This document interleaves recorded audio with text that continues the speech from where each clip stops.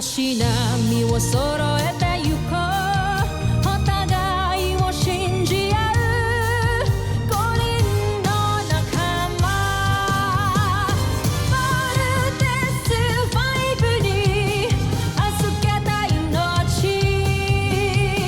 飛ぶぜ宇宙の果てまでもみんなの笑顔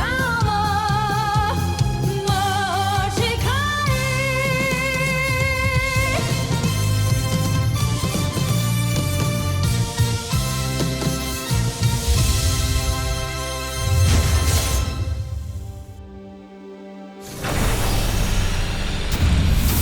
Nakaraan sa Voltes 5 Legacy.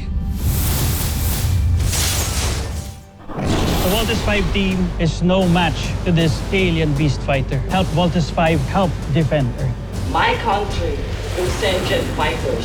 We will send ours too. We will be there for Voltes 5. Mukhang buong mundo naman ngayon ang nagliligtas sa atin. Pupuksain kayong lahat ng aking beast fighter hanggang sa walang matirang bayani sa iyo. John, tanggalin mo to, please. Steve, pakawalan mo kami. Ito lang kayo. Walang babalik sa laban.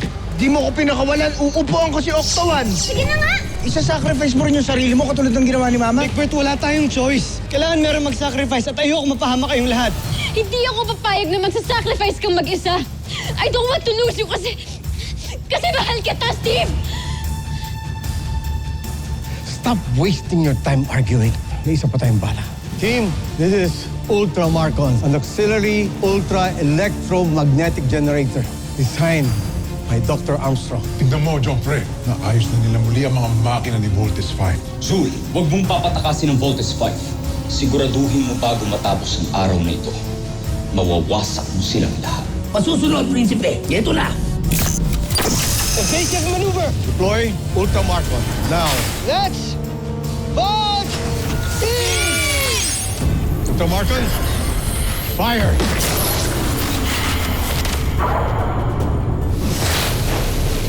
Here it comes, guys.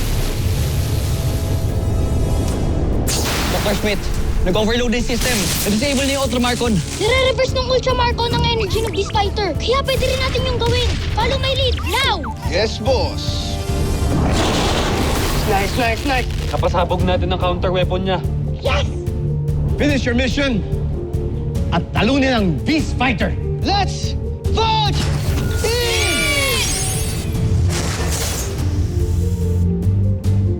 Yes! Nagawa natin!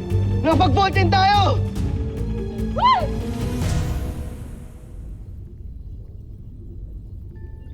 Ano nangyari? Bakit nabuo ang Voltes 5? Zul! Magpaliwanag ka! Hindi ko alam, Prinsipe. Nagtataka rin ako. Hindi ko alam kung bakit. Labanan mo si Voltes 5. Masusunod.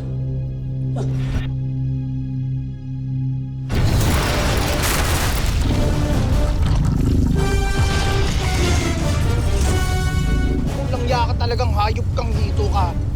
Pinahirapan mo kami. Ganda ka. Gagawin kitang catfish salad!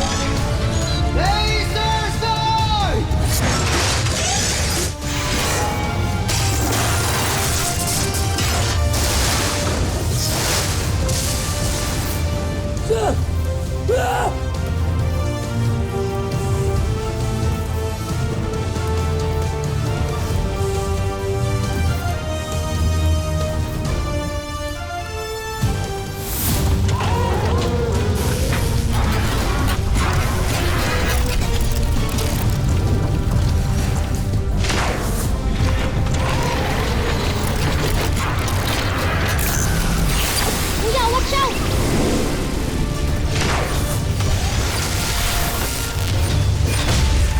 Ano? Ihirit ka pa, ha? Nako, missiles!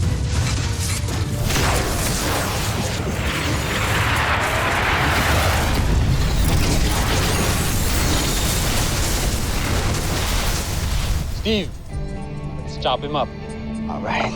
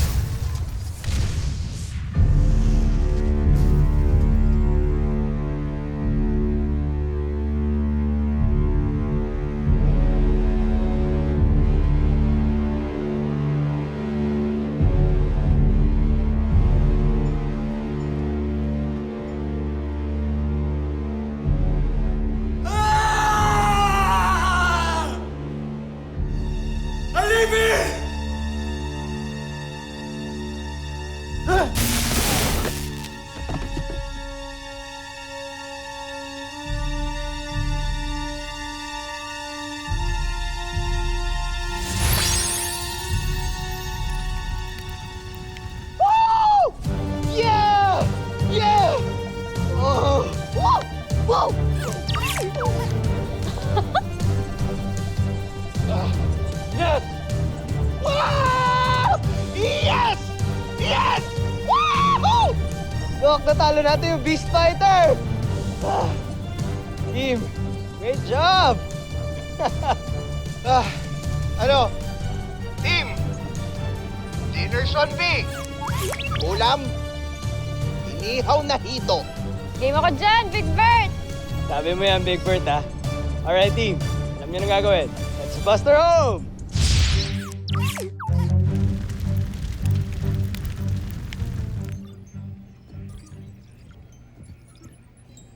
Dr. Smith, incoming hologram transmission from EDF. Richard, you're injured. Baliwala to. Paso lang. Ang mahalaga, natalo natin mga Buzanians. For now. At dahil yun sa iniwan sa atin ni Ned, na counter-weapon. Tama ka, Dr. Smith. Pero kailangan natin magpasalamat sa lahat ng mga tumulong.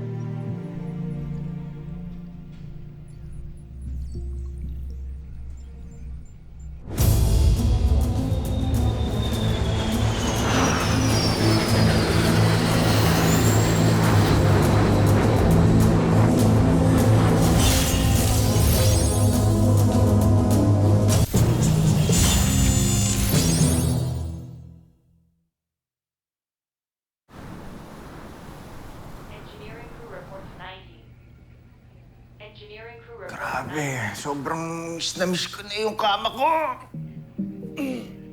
Good night, kuya.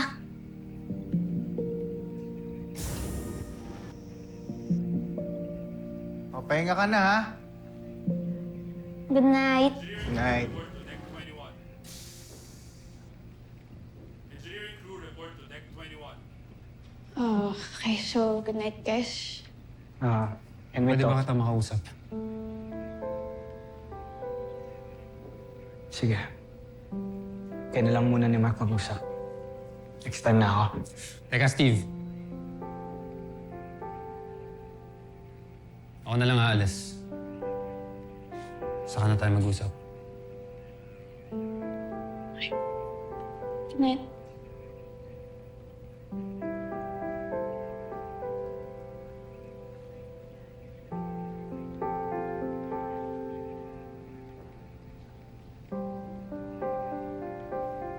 So, ano yung gusto mo pag-usapan natin? Totoo ba yung sinabi mo kanina, Jamie? Alin dun? Mahal mo ako.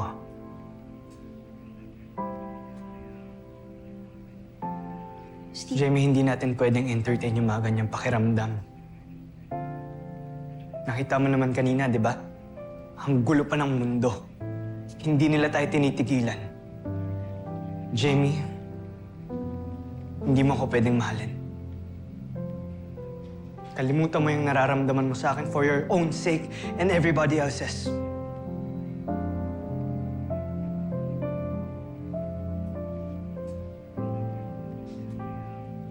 Tama nga si Mark. Feeling mo talaga, no? I didn't mean it that way. Oo, mahal kita. Bilang kaibigan. Bilang teammate, that's it. So huwag kang feeling Steve Armstrong. Kasi hindi ako isang tangang mafa-fall sa isang mayabang na tulad mo.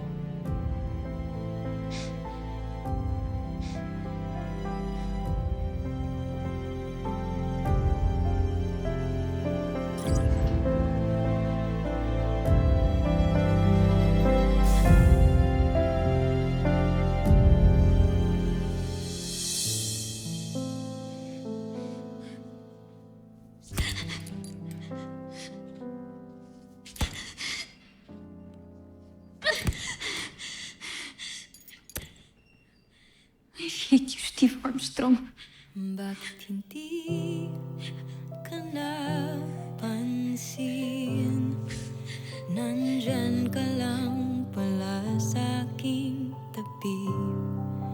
Ba't hindi naisip na baka ikaw nang para sa akin? Kala kaibigan lang, pero parang nahulog na rin. Paano ba sinta? Ikaw sana ang nauna, sana'y sa'yo at di kanya ang puso ko pa.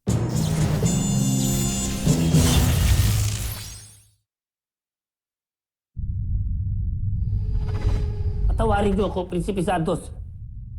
Buong akala ko ay mananalo na tayo. Ginawa ko ang lahat. Alam ko, Su. Huwag kang mabahala. Hindi mo ito kasalanan. Napaghandaan tayo ng mga taga-Terra Erto. At naisahan nila tayo. Joffrey, meron ako naiisip na iba pang plano. Hindi na kailangan.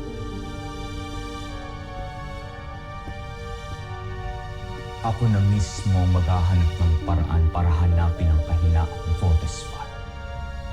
Anong binabalak ninyo, Amar?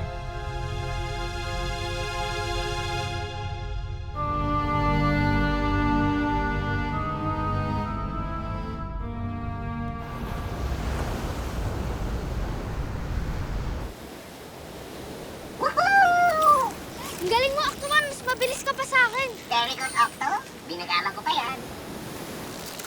Alam, may tao! Kuya! Kuya, gising! Okay ka lang ba? Detecting unstable vital signs. Nalunod ata siya. Octoman, tumawag ka ng security! Bilis! Roger, Roger. Sundan niyo ako. This way. Follow, Octo. Hurry!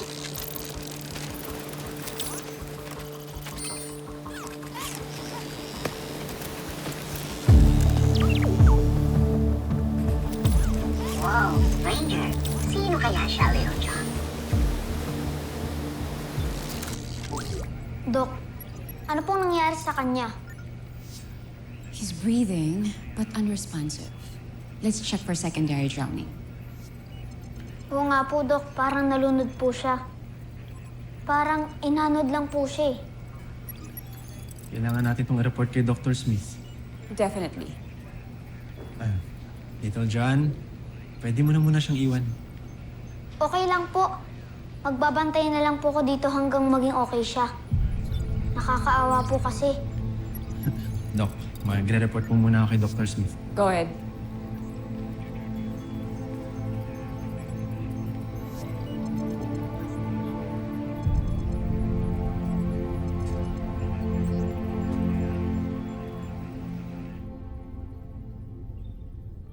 Nakita niyo ba ang ating prinsipe? Wala siya sa kanyang silid.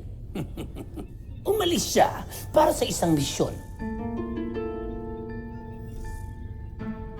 Dito siya ngayon. Kasama ng mga taga-Terrayat. Kumustan mo, General. Nakapasok na pala siya sa kampo ng Voltes 5? Oo, General. At siguradong magtatagumpay siya sa kanyang misyon na mahanap ang kahinaan ng ating mga kalaban.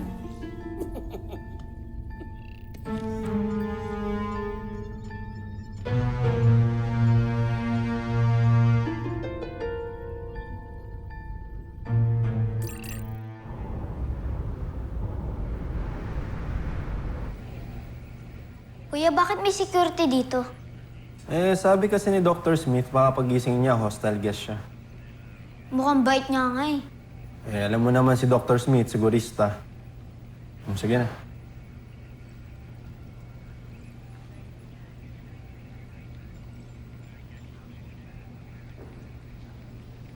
Kuya, gising ka na.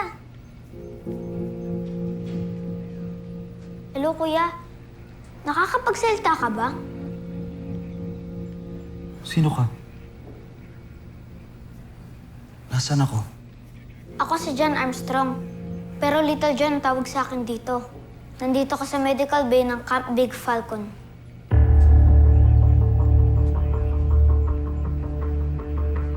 Camp Big Falcon? Hindi mo alam ang Camp Big Falcon? Lagi itong nasa news. For your information, dito ang base ng Voltes 5. Kaya, ang swerte mo na kami ang tumulong sa'yo. Baka swerte ko nga. Sino mag-aakala makakapasok ako rito? Naawa kasi kami sa'yo. Kung di kita nakita, baka dead ka na siguro ngayon. Napakalaki pala ng utang na loob ko sa'yo. Salamat ah. Maraming salamat. You're welcome po. And nice to meet you.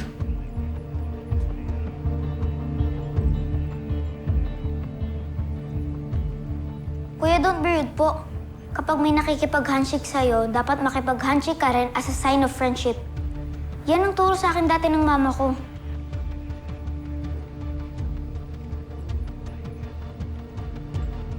Little John!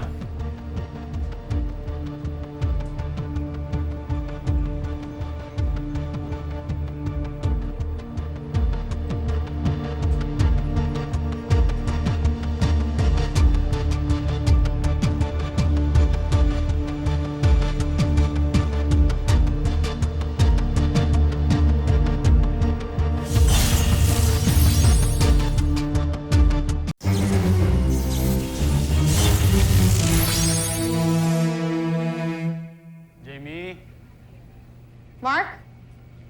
Enter. Ano, nakita niyo na ba siya? Pupuntahan ko pa lang eh. Ha? Nakita ang ano? Ano ibig mo sabihin? May tinulungan kasing lalaki si Little John. Dinala niya dito sa loob ng camp. Nandun ngayon, nasa medical bay. Check ko lang kasi sana, baka kasi kalaban na naman yun. Kasama ba kayo? Sige, hindi ka.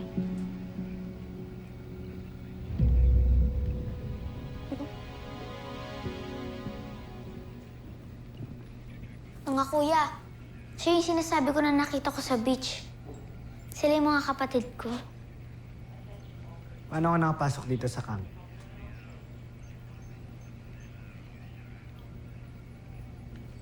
Namamasyal ako sa dagat. Gamit ko yung bangka ng isang kaibigan ko. Pauwi na sana ako. Nang biglang may sumalubong sa akin malaking alon. Tumaubi yung bangka ko at palutang-lutang ako. Akala ko talaga mamamatay na ako. Well, buhay ka. Yun naman yung importante, di ba? Ako nga pala si Big Bert. Siya si Steve. Magkakapatid kaming tatlo. Ikaw, anong pangalan mo?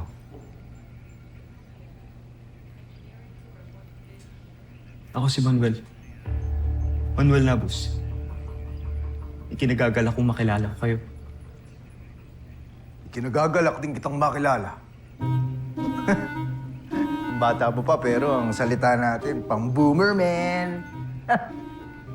Yes, meron na tayong bagong friend. Dr. Smith. Hello, Iho. Ako si Dr. Smith. I am the chief of this camp. Sige, saan ka ba? At paano ka napadpad dito? Sagot ko na ang tanong na yan. Pasensya na. Kailangan mong ulitin para malaman namin kung saan ka talaga galing. Nasira daw ho yung bangkang sinasakyan niya, Dr. Smith. Tapos inanod siya dito. And, hindi mo pa nasasabi kung saan ka galing. Taga saan ka nga ba, Manuel? Totoo nga. May nakapasok na naman na tagalabas dito. Iho, bakit hindi ka sumasagot? Tiga saan ka ba talaga?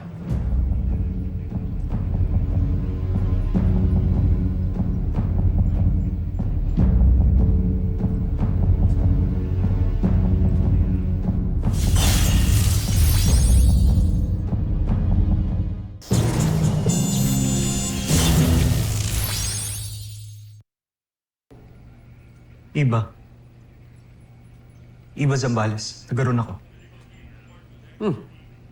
Malapit nga yun dito.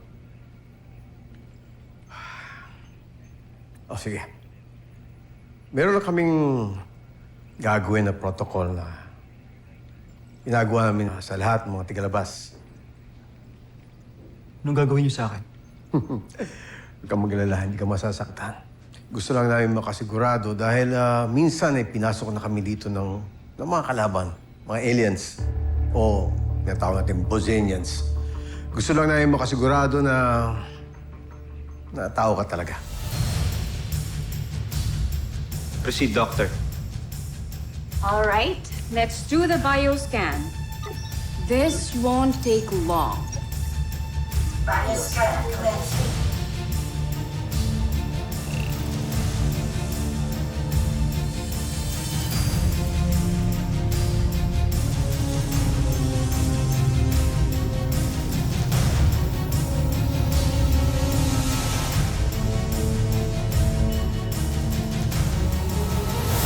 Susunod sa Voltes 5 Legacy. Hanggat nakikita niyo yung pulang tuldok na yan, ibig sabihin, ligtas ang ating prinsipe. At hindi nila malalaman ang kanyang sikreto.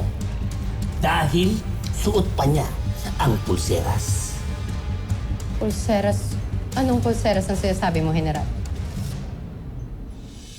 Believe me, I want this night to be meaningful. Ano ba to? Ano bang ginagawa natin? Bakit ginagawa mo para sa akin to? Hindi naman pwede na palagi mo na lang ako iniiwasan pagdating sa ganito. Kailangan natin i-define kung bakit, what this is. We have to define what this is. Hindi naman pwede na palagi na lang ako ng kukula, palagi na lang ako nalilito. Di ba obvious na gusto kita?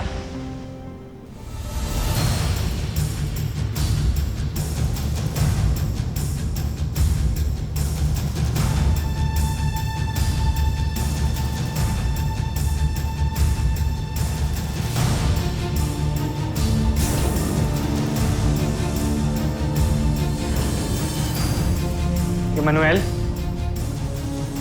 Ano ginagawa mo dito?